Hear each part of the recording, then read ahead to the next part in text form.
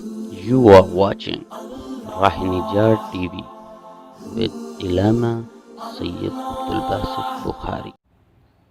اعوذ باللہ من الشیطان الرجیم بسم اللہ الرحمن الرحیم صلو علی الحبیب اللہم صلی علی سیدنا و مولانا محمد وعلی آل سیدنا و مولانا محمد وبارک وسلم وصلی علیہ۔ ہماری گفتگو سرکار دو عالم صلی اللہ علیہ وآلہ وسلم کی پاک ذات کے حوالے سے، سیرت کے حوالے سے ہے۔ سامعین محترم، ہمارے آقا کریم صلی اللہ علیہ وآلہ وسلم آپ کے لیے انبیاء علیہ السلام نے دعائیں مانگی کہ یا اللہ ہمیں جناب محمد رسول اللہ صلی اللہ علیہ وآلہ وسلم عطا فرما، ہمارے اندر مبعوث فرما۔ حضرت خلیل اللہ نے دعا مانگی، حضرت کلیم اللہ نے دعا مانگی، اور جناب حضرت روح اللہ حضرت عیسیٰ علیہ السلام نے دعا مانگی اور بشارت دی نبی پاک صلی اللہ علیہ وآلہ وسلم کے آنے کی، کہ ایک آخری نبی جو عرب میں کھجوروں والے باغ میں تشریف لائیں گے۔ جناب حضرت عیسیٰ علیہ السلام اور جان دو عالم صلی اللہ علیہ وآلہ وسلم کے درمیان میں یہ تقریباً 500 سال کا عرصہ بنتا ہے، اس میں کوئی نبی نہیں آیا۔ اس عرصے میں اس کو بولتے ہیں فترت کا زمانہ۔ کیا بولتے ہیں؟ فترت، فے تے رے اور تا، یہ فترت کا زمانہ اسے کہا جاتا ہے۔ اس زمانے کے درمیان جو بھی جناب حضرت ابراہیم علیہ السلام کے دین پر یا حضرت عیسیٰ علیہ السلام کے دین پر صحیح طریقے سے اگر وہ رہا تو اس صورت میں وہ جنت میں جائے گا اور وہ اس کی بخشش ہو جائے گی۔ لیکن اگر جو ان کے اصولوں سے ہٹا یا ان کے رستے سے ہٹا تو وہ گمراہ ہے۔ اس زمانے کو فترت کا زمانہ کہا جاتا ہے۔ نبی اکرم صلی اللہ علیہ وآلہ وسلم کی صفات، نشانیاں انبیاء علیہ السلام نے بیان کی۔ چنانچہ حضرت کعب جو نبی پاک صلی اللہ علیہ وآلہ وسلم کے جد امجد ہیں، ان کے پاس قریش کے لوگ اکٹھے ہوتے، وہ انہیں واعظ اور نصیحت فرمایا کرتے تھے، اور نبی رحمت صلی اللہ علیہ وآلہ وسلم کی آمد کی یاد دہانی کرواتے ہوئے بتایا کرتے تھے کہ وہ میری اولاد میں سے ہوں گے، اور حکم دیا کرتے تھے کہ وہ جب نبی تمہارے درمیان آئے گا تو تم نے اس کی پیروی کرنی ہے۔ وہ اکثر قریش سے کہا کرتے تھے کہ ان قریب اس حرم میں بڑی خبر آنے والی ہے، یہاں پر آخری نبی مبعوث ہونے والے ہیں۔ جان دو عالم صلی اللہ علیہ وآلہ وسلم کی ولادت سے 560 برس پہلے حضرت کعب نے نبی پاک صلی اللہ علیہ وآلہ وسلم کی شان میں قصیدے لکھے، اور وہ قصیدے ان کے الفاظ کیا تھے؟ الا غفلۃ یاتی النبی محمد فیخبر اخبارا صدوق خبیرها، جب لوگ یاد الہی سے غافل ہو جائیں گے تو وہ نبی آئے گا جس کا نام محمد ہوگا، وہ لوگوں کو ایسی ایسی خبریں سنائے گا کہ اس کی خبریں سچی ہوں گی۔ یہ قصیدے حضرت کعب لکھا کرتے تھے۔ اچھا، حضرت عبد المطلب کو متعدد مقامات پر خواب آئے، ان کی تعبیر بھی سچی ہوتی تھی۔ اللہ تعالیٰ جب بھی کوئی چیز بتانا چاہتے، عبد المطلب آپ کو خواب آ جاتا۔ آقا کریم صلی اللہ علیہ وآلہ وسلم کی آمد سے قبل بھی جناب حضرت عبد المطلب کو خواب آیا۔ خواب کیا تھا ذرا سنیے۔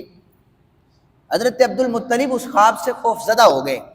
خواب یہ تھا کہ ایک نورانی درخت کو اگتے ہوئے حضرت عبد المطلب نے دیکھا، اور دیکھتے ہیں کہ وہ نورانی درخت بڑھتا بڑھتا اس کی شاخیں آسمان تک پہنچ چکی تھی، اور سائیڈوں پر اس کی شاخیں مشرق اور مغرب میں پھیل چکی تھی۔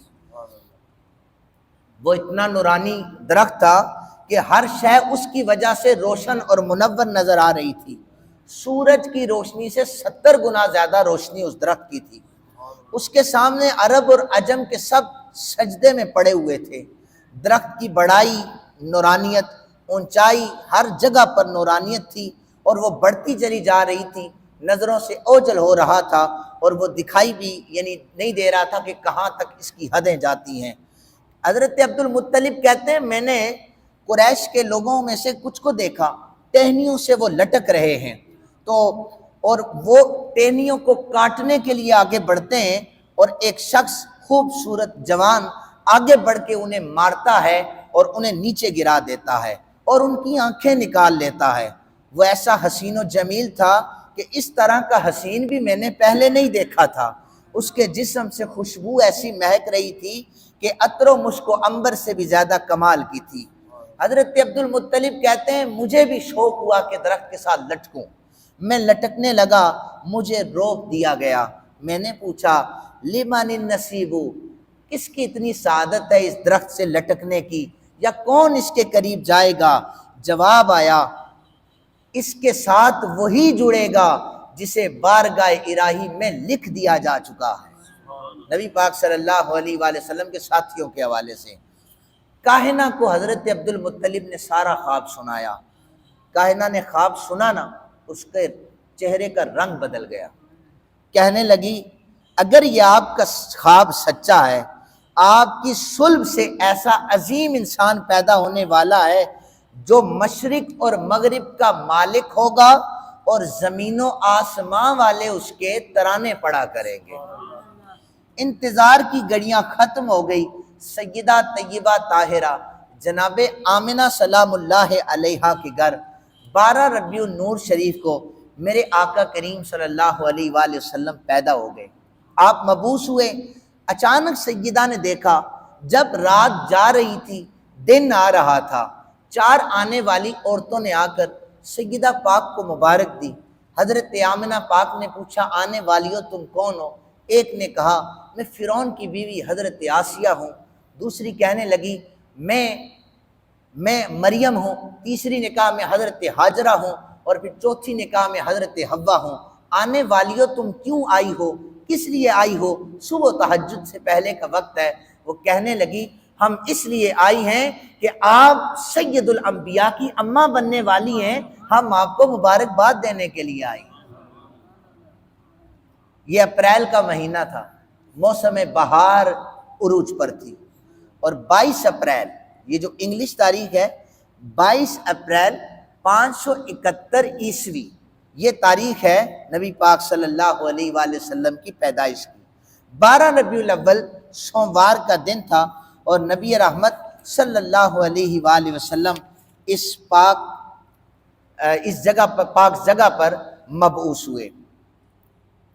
حضرت عثمان بن عاص کی والدہ حضرت فاطمہ کہتی ہیں شب ولادت میں سیدہ آمنہ کے پاس تھی، ساری رات میں پاس رہی۔ فما شیء انظرہ فی البیت الا نور، میں نے دیکھا کہ پورے گھر میں نور ہی نور پھیلا ہوا ہے، ہر طرف ہو۔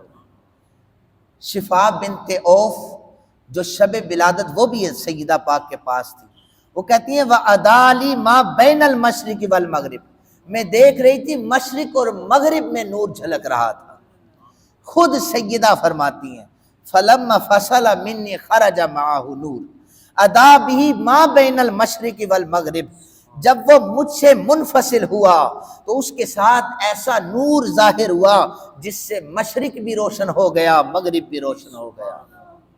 سیدہ آمنہ کہتی ہیں نور ایسا تھا، نوراً ادات لہو قصور الشام حتی رأیتہا، وہ جب میری گود میں چمک رہا تھا نا، وہ جو چمک رہا تھا میں شام کے محلات کے کنگرے بھی دیکھ رہی تھی۔ اور بعد میں صحابہ کہتے ہیں نبی پاک صلی اللہ علیہ وسلم کے دندان مبارک یہاں سے جب شہید ہوئے، جب حضور سامنے بیٹھ کر درس و تدریس فرمایا کرتے تھے تو یہ نور نکل کر سامنے پڑا کرتا تھا تو ہر چیز وہاں پر چمک اٹھتی تھی۔